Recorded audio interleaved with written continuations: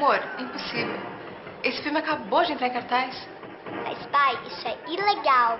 Se você quer assistir um filme sem qualidade e ainda colaborar com o crime organizado, aperte o play.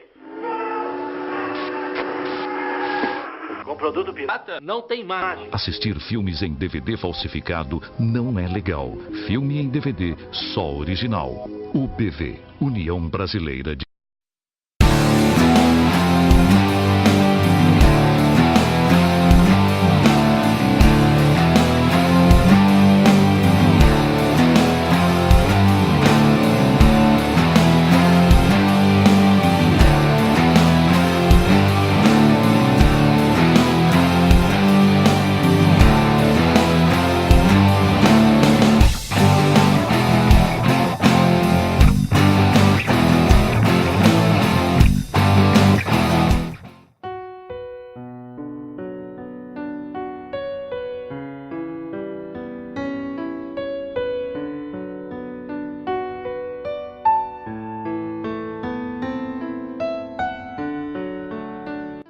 Estamos aqui nas ruínas de Canterbury, na Inglaterra, onde é o centro religioso do país.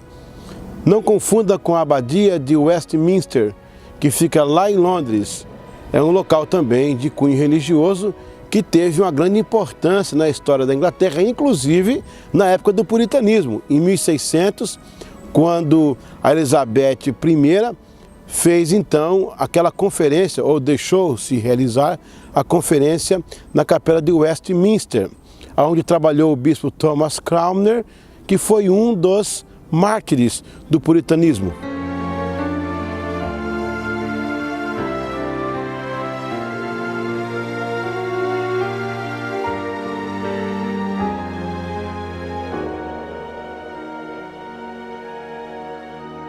Aqui é a chegada do país.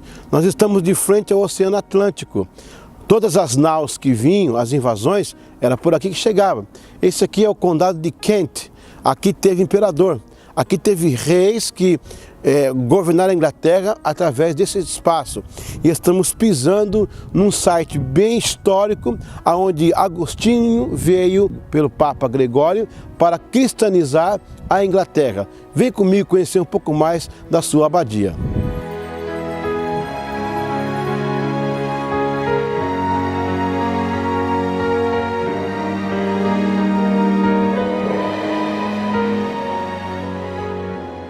Estamos agora aqui nas ruínas de Cantuária, onde começou o centro religioso da Inglaterra.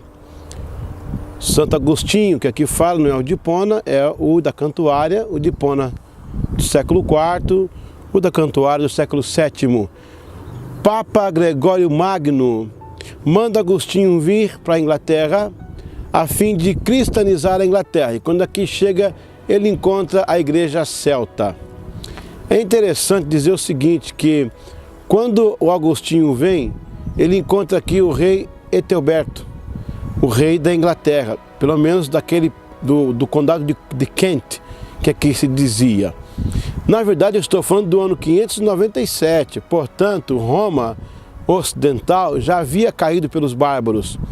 Aqui foi sitiado por Roma em 55 a.C. por Júlio César. Depois veio a conquista de Cláudio Nero em 43 e ele dominou aqui esse local. Quando Roma começa a ruir no Ocidente, as tropas romanas são chamadas para voltar para ajudar o Império e libera aqui a Bretanha. Vai haver invasões de vários povos nômades, entre eles o rei Ethelberto, que está aqui. Quando fala rei, ele era rei desse condado, não era imperador do mundo, o que César era. É uma época recente, 100 e poucos anos após a queda de Roma. Então não havia ainda algo parecido na Inglaterra para ser de um império mundial. Mas aqui já havia pessoas que colocaram o pé e disseram, bom, Roma não está mais aqui, foram embora os soldados, isso aqui é meu. É esse rei que ele encontra.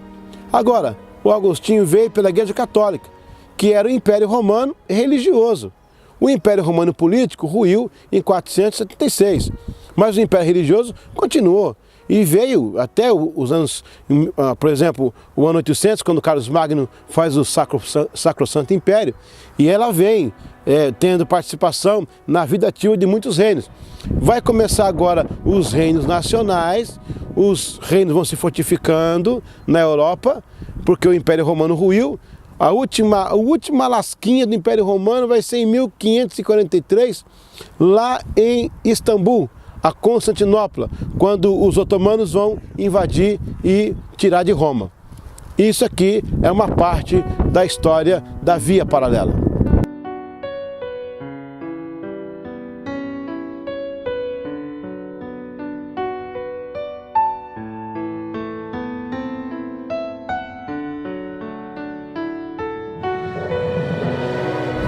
Bom, gente, eu estou aqui, atrás de mim está a Catedral Canterbury, ou da Cantuária. Essa catedral começou a ser construída no tempo dos normandos, quando Guilherme ou William vai chegar aqui para conquistar a Inglaterra, que o nome na época não é Inglaterra, eles chamam de Bretanha, por causa dos bretões que estavam aqui anteriormente. Na verdade, bretões no litoral, centro para cima, celtas, jutos, alguns pequenos grupos espalhados, que chamamos de nômades, que aqui habitavam. Essa construção, ela vai ter vários períodos na história. Ela vai vir até 1800, bom, até hoje estão mexendo nela, até hoje estão recuperando.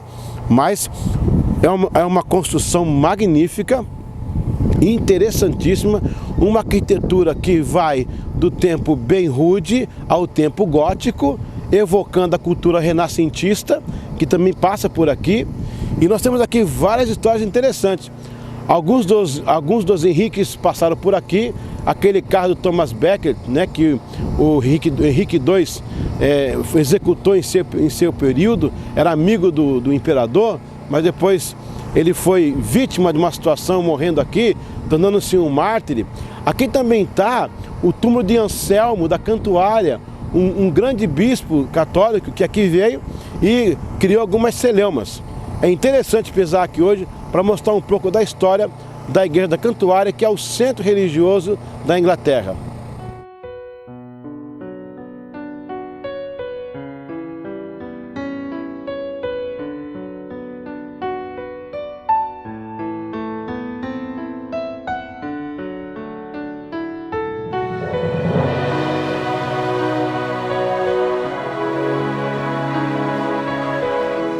Estou tocando aqui numa coluna, estou tocando na história. Estou tocando, se eu tivesse condição de, como aqueles filmes, de colocar a mão e imaginar o que aconteceu aqui, quanta coisa essa coluna viu. Se ela pudesse me falar, quanta coisa ela podia falar para a gente. Muito bem, quando eu falo em via paralela, eu falo da questão do Evangelho como chegou na Inglaterra, ou nas Ilhas Britânicas. Aqui estamos pisando na Cantuária, onde Agostinho fez o primeiro monastério, primeira obra católica. Nós vamos ter uma obra em Iona, lá no norte do país, já na Escócia, que não é católica, é da igreja celta. Quando Agostinho chega aqui, ele encontra uma igreja. Ele veio cristianizar a Inglaterra e encontra uma igreja, a igreja celta. Essa igreja celta está operando aqui já há um bom tempo. Mas como? De onde ela veio? Quem ela era? De que forma surgiu essa igreja celta? Como ela poderia ser uma igreja? No 7º século, após 7 séculos de história da igreja, e no caso a igreja católica. Da onde veio esse povo? Onde se formou? De que forma eles apareceram na história? Quando Agostinho chega aqui e encontra um organismo vivo, uma liderança forte, muitos crentes aqui da igreja celta.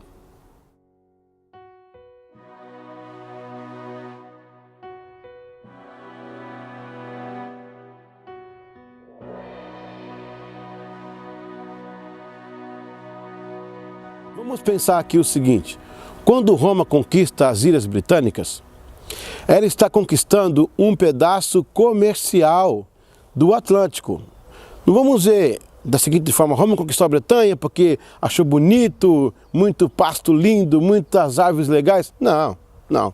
O interesse romano era amplamente comercial, porque aqui nós temos o Canal da Mancha, que divide a França da Inglaterra, nós temos todo o Atlântico, um tráfego de navios maravilhosos. Inclusive na época da expansão marítima com a rainha Elizabeth I, foi muito útil isso aqui. Bom, quando Cláudio Nero aqui chega e consegue conquistar definitivamente esse local, ele vai vir com quem? Com escravos. E você pode me dizer se não havia escravos crentes ali? Ele vai vir com escravos, vai trazer gente do exército, tipo generais e até soldados crentes, que foram tocados pela igreja primitiva. Porque até o 3º século a igreja foi uma explosão. Então, na verdade, eu estou falando do 1º século ainda, quando a igreja estava no seu auge. Nós vamos ter no ano 30 a morte de Jesus, segue-se o Pentecostes, aí vem a morte de Estevão, mártir. Paulo se converte ao Evangelho, começa a pregar nessa região toda, na região da Ásia Menor. A gente lê um texto em Colossenses 3, 9, ele cita os celtas, gregos, romanos, celtas. Então, o apóstolo Paulo, ele tinha ideia dessa ilha aqui. E claro, no coração do apóstolo, ele queria muito ter pregado aqui. Então, 1º século, nós vamos ter a vinda do Cláudio Nero, com ele colonos, com ele soldados, com ele navegantes, comerciantes, soldados, escravos, crentes que aqui vieram, constituíram família. Alguns soldados casaram com pessoas da região e criaram seus filhos no Evangelho. Então, na verdade, não foi a Igreja Católica que trouxe para cá, no 7º século, o Evangelho. Ele chegou no 1º século já com a conquista de Cláudio Nero de Roma, aqui neste lugar.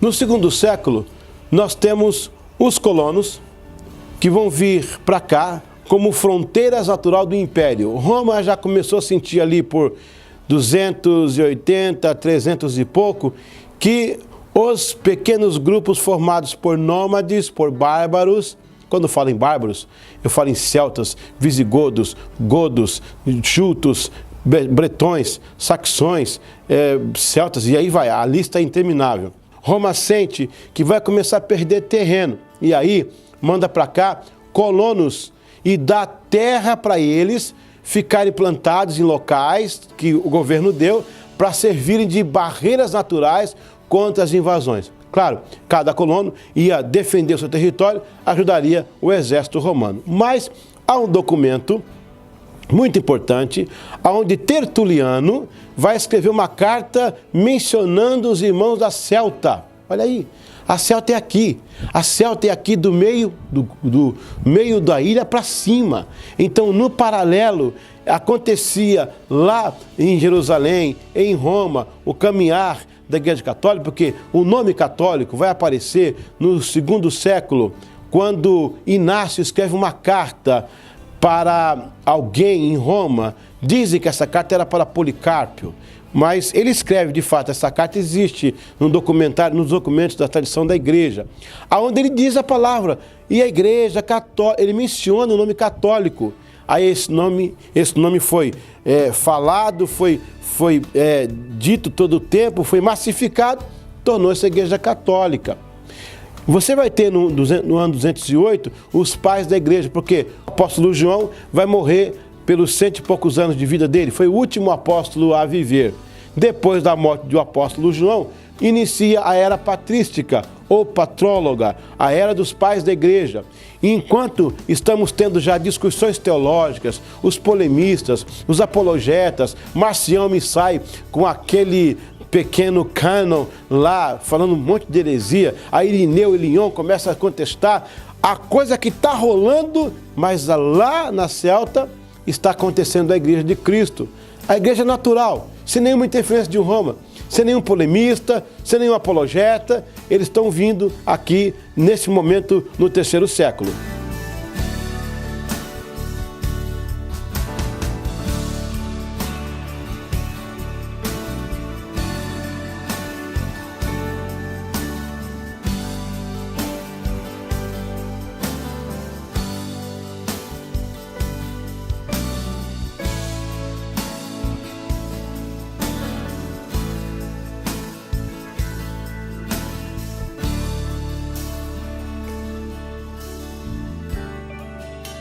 Nós temos também uma carta em 2 Timóteo 4,21, onde Paulo menciona a Cláudia.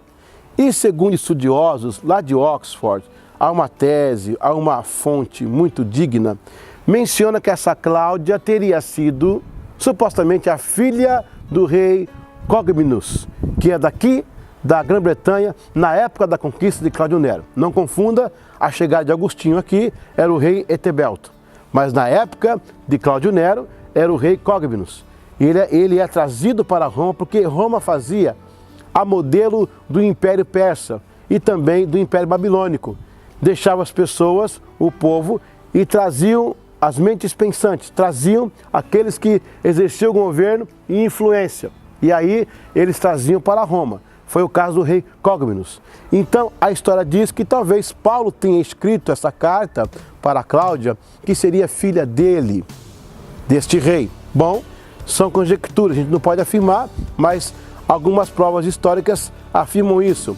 Quarto século, então, nós vamos ter já a presença de Patrício, um jovem pregador nessa região, que vai fundar mais de 300 movimentos eclesiásticos e vai batizar mais de 100 mil pessoas, sem a Igreja Católica. Gente, escuta uma coisa, eu estou falando da Igreja Celta. Paralelamente, está acontecendo um movimento aqui na Grã-Bretanha. Lá embaixo, para o lado de Roma, lá do outro lado, porque você sabe que a Inglaterra fica num ponto distante da Europa. É destacada da Europa, era o ponto mais longínquo do Império Romano. Então, lá embaixo na Itália, lá embaixo, Jerusalém, Roma, lá embaixo, lá no Mediterrâneo, está acontecendo a igreja normal, que o pessoal chama de católica, mas não é bem essa verdade. Eles não falam da igreja copta, da Armênia, da ortodoxa, que foi em 1054 a cisão. Não tinha só a igreja católica no mundo, não é única. Paralelamente, aqui estava a igreja celta. A celta é uma das mais antigas nesse caso. Então, nesse século, no quarto século, já tinha aí o patrício. Mas nós temos também no quarto século um concílio em Arles, no sul da França, onde aparece 8 bispos celtas. Da onde vieram esses bispos celtas, gente? Bispos celtas, igreja celta, era um concílio católico. E aparece o pessoal lá, de alguma forma ficaram sabendo desse concílio e vieram servir. Era a igreja paralela desenvolvendo, pura, sem nenhuma inserção política ou partidária de Roma, porque Roma quebra como império político e continua como império sacrossanto. A diferença é que ele continua reinando sem a espada de um rei, mas dominando mentes e pessoas através do sistema católico. Então já tem aqui, ó, essas várias presenças na Grã-Bretanha, a igreja celta.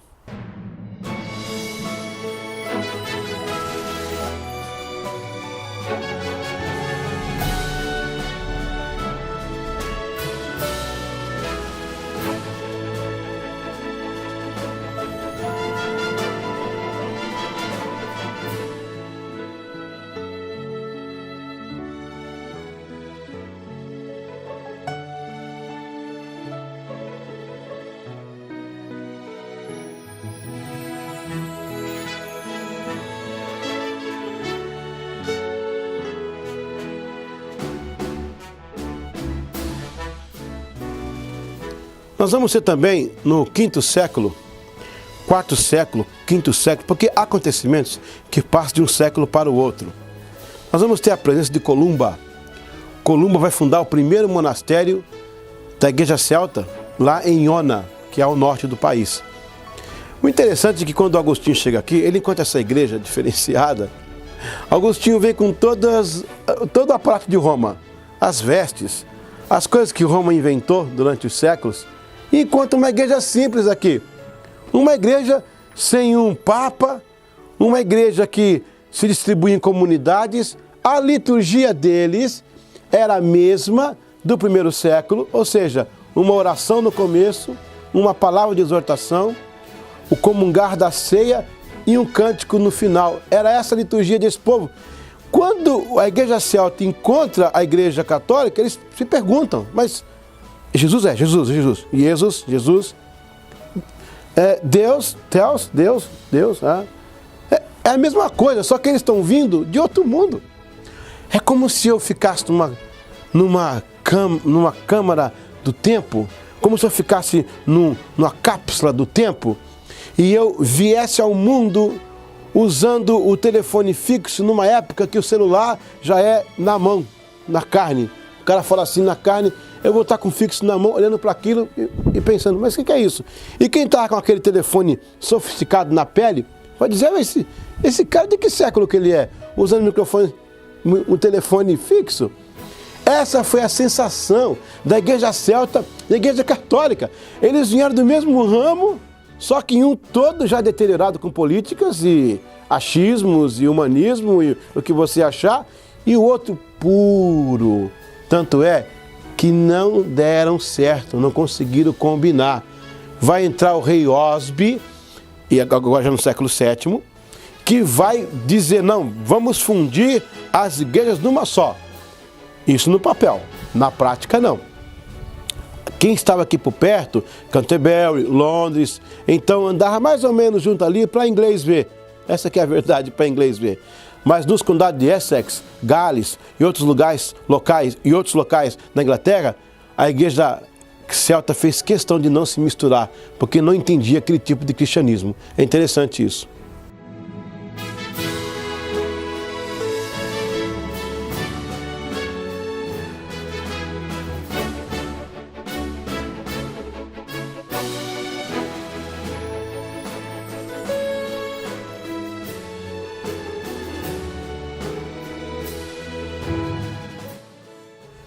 Essa briga religiosa, ela vai perdurar por alguns séculos. Eles nunca vão se dar bem. Só que, com a chegada de Guilherme em 1100, quando Guilherme chega aqui depois do ano 1000, para conquistar, ele é um normando, ele vem, a esposa é cristã, ele conhece o evangelho por causa da igreja católica, ele vai invadir aqui. Ele vai chegar, vai encontrar a igreja realmente celta, já uma igreja católica estabelecida, porque desde o tempo da cantuária aqui do Agostinho, sem problema, ele não vai fazer da religião um assunto de Estado, vai deixar a coisa correr. Mas, na verdade, as igrejas não estão andando bem, não estão andando juntas. Bom, vão acontecer os impasses políticos. Por quê? Como o Papa tinha domínio religioso na região, ele também fazia inserções de tribunais civis. E aí, com Guilherme, começa então uma série de rompimentos políticos com a Igreja Católica. Na verdade, o rompimento religioso se dará em 1534 com o ato de supremacia promulgado pelo rei Henrique VIII na cisão da Igreja Anglicana. Senhoras e senhores, essa história do casamento de Ana Bolena, do divórcio, a Igreja Católica, a Igreja Anglicana nasceu por causa disso, cuidado, isso não é verdade não. Isso é um pedaço da verdade. Isso é um pouquinho, isso é 1% do sistema. Porque a ruptura da Igreja Católica e Anglicana já vem de muito tempo. O tempo de Agostinho, primeiro impasse foi essas diferenças. Depois seguiu-se aí vários momentos na história da Inglaterra em que os imperadores vão romper politicamente com a Igreja Católica. O caso do Guilherme, depois o filho Rufus, que é o Henrique I, e os Henriques que virão, entre os Henriques, acontece outros monarcas, porque não pense que os Henriques foram Henrique 1, 2, 3, 4, 5, 6, 7, 8, num pacote só. Não. Entre esses Henriques aí, tem sobrinho no meio, tem afilhado, tem a casa de Lancaster, a casa dos Yorks, a casa dos Tudors, vem a Guerra das Rosas, a Guerra dos 100 Anos. Gente, porque aí vai ser outra história. Mas, a partir de Guilherme até Henrique VIII, os monarcas que virão, cada um terá um momento de corte, aos poucos, com a Igreja Católica. Por exemplo, Henrique II, ele vai dizer o seguinte: nenhum bispo agora sai do território da Inglaterra sem falar comigo. Ora, isso era um território do Papa, ele já rompeu aí também. Henrique III, ele fala o seguinte: ninguém pode ser consagrado se eu não deixar agora aqui no meu território. Então, aos poucos, os monarcas ingleses foram coibindo a Igreja Católica e foi ruindo devagar. O bispo Anselmo, que aqui foi enterrado, ele tentou restabelecer a supremacia católica, quando ele disse ao rei que deveria seguir os conselhos do Papa e que o bispo fosse seu guia espiritual e também restabelecesse as terras tomadas pela Inglaterra, da Igreja Católica. E o inglês não recebeu isso de bom grado, o imperador não recebeu isso de bom grado. Por quê? Os monarcas também, quando chegavam aqui, que subiam ao trono, encontravam muitas terras que foram pegas pela Igreja Católica. Aí nós temos uma briga de terras, nós temos uma briga civil, nós temos uma briga política.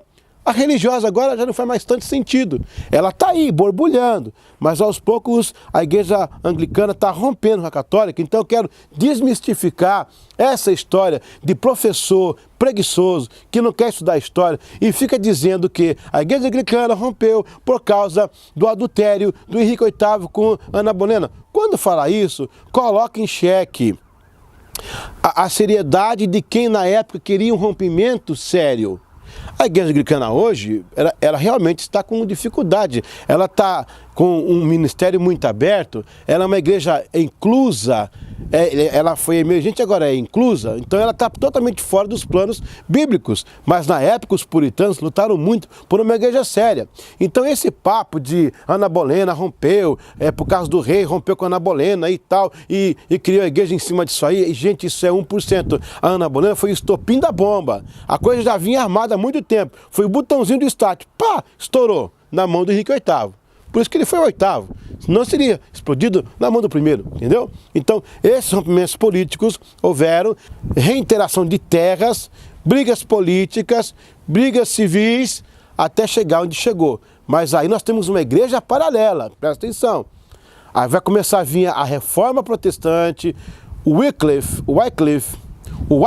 é aqui da região de Oxford, vai começar a pregar algumas coisas contra a igreja católica.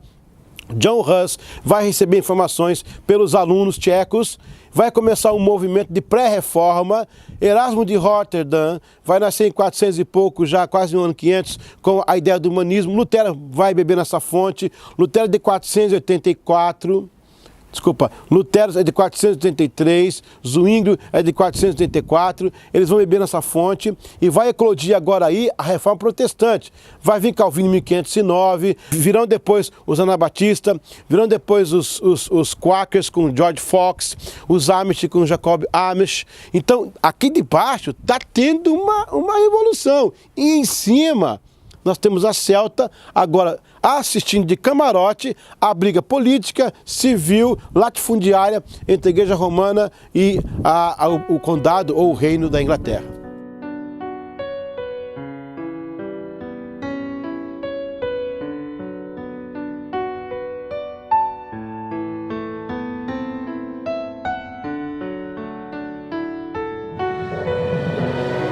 Havia falado, então está acontecendo essas coisas paralelas. Henrique VIII vai ser o estupim da bomba. Henrique VIII vai casar com Catarina de Aragão. Ela é viúva de Arthur, irmão dele. Ele não gosta dela, ela não dá filhos homens para ele. Ele não gosta dela, ela não dá filhos homens para ele. Então ele recorre à Bíblia e pega um texto lá em Levíticos que diz que não pode deitar com a mulher viúva do seu irmão. Ele cria uma súmula teológica, o bispo Thomas Cranmer ajuda ele e manda essa tese, olha, uma tese teológica, o Henrique VIII pode, manda para o Papa Clemente VII. Clemente VII lê, ele titubeia para dar o divórcio, mas a Catarina de Aragão é parenta de Carlos V. O Carlos V é imperador espanhol da época que mais tinha posses, ele cerca Roma. E o Papa se vê numa luta. Ou ele dá o divórcio e perde Roma, ou ele não dá o divórcio e só perde a Inglaterra. Então não deu o divórcio. O Henrique VIII sabe daquilo, reúne os bispos, trabalham, falam, comentam, chega a um consenso, rompe a igreja. Aí vira o ato da supremacia. Então em 1534 declara-se chefe da igreja da Inglaterra. E aí segue-se uma luta. Ele vai tirar tudo que é católico, porque vai começar uma igreja nova. Mas que igreja nova? Se não tem outra igreja, é um outro Deus? Seria um outro Jesus? É o mesmo. Bom, nesta época já está aí os escritos de Lutero. Até porque o Henrique VIII chegou a queimar alguns livros de Lutero para fazer gracinha lá com o Papa, né? Depois não deu certo. Mas a ideia de Calvino vai chegar logo depois com os artigos de fé. Na verdade, eles criam 10 artigos de fé. Depois, com Elizabeth, vem 39 artigos de fé. John Wesley vai resumir para 25 artigos de fé. Esses artigos de fé eram uma forma de dizer, somos uma igreja diferente. E começou a luta puritana aí. Depois de Henrique VIII vai morrer, vai vir o Dom Eduardo VI, que é o seu filho dele com Joana Seymour. Ele morre cedo, o bispo Cranmer vai estar ali cuidando daquele menino, aquele monarca morre, ele fazia o que o pai estava fazendo, o protestantismo, mas vai subir ao trono Maria Tudor. Ela é filha de Catarina com o Henrique VIII e com raiva do pai, por causa de Ana Bolena, manda então matar o bispo Thomas Cranmer, que eu te mostrei lá naquele sítio em Oxford. Aí, quando ela morre, depois de ter matado muita gente protestante, vai vir ao trono Elizabeth I, que vai dar a via média para a Inglaterra, onde o puritanismo vai nascer para desintoxicar a Igreja Católica da Igreja Anglicana.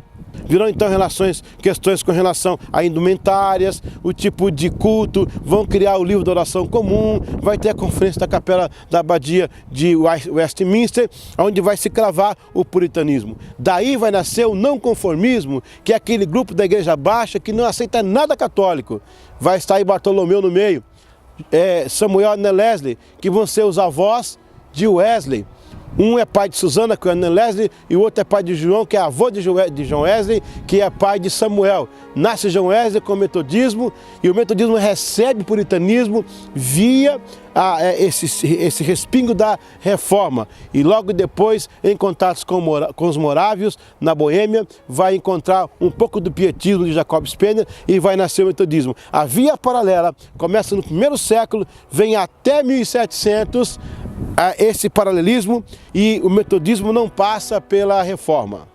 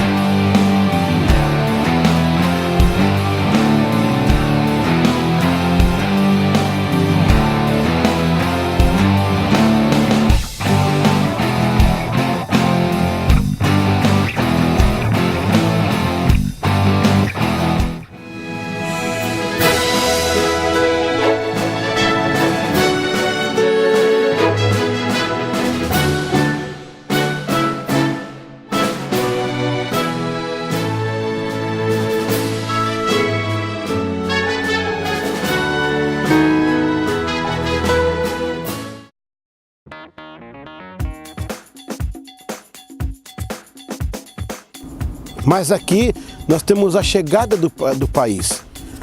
Nós estamos aqui de frente para o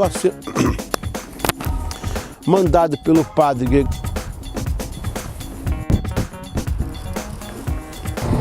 Parar com essa máquina aí, ó.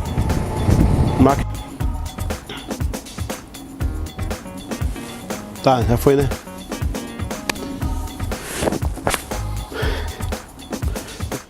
Ele vai encontrar o rei Etevelto, pô.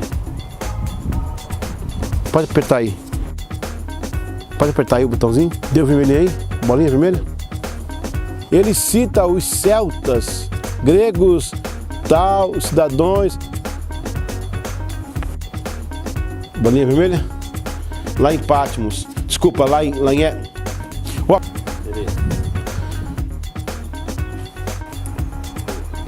Nós vamos ter também uma carta que Paulo escreve para Cláudia e segundos. Virão então questões como relação à indulgência,